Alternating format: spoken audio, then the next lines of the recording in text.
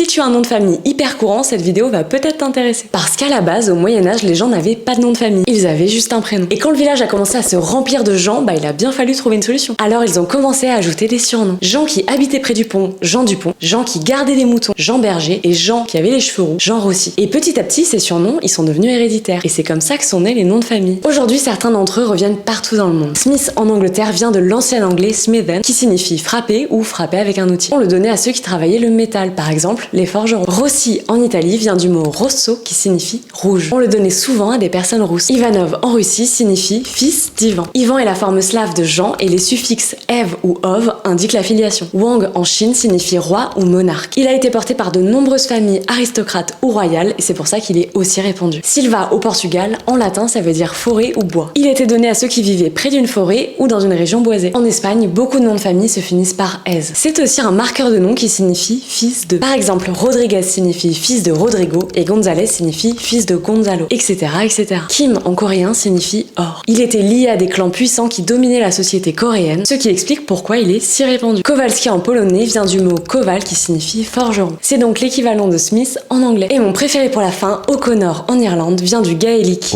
qui peut vouloir dire ami des chiens, qui représentait la loyauté. Donc si vous avez un pote qui s'appelle O'Connor, vous savez que vous pouvez toujours compter sur lui. Si tu as des précisions à partager sur l'origine des noms de famille, tu peux les laisser en commentaire. Et si tu veux voir d'autres vidéos comme celle-ci, tu peux t'abonner.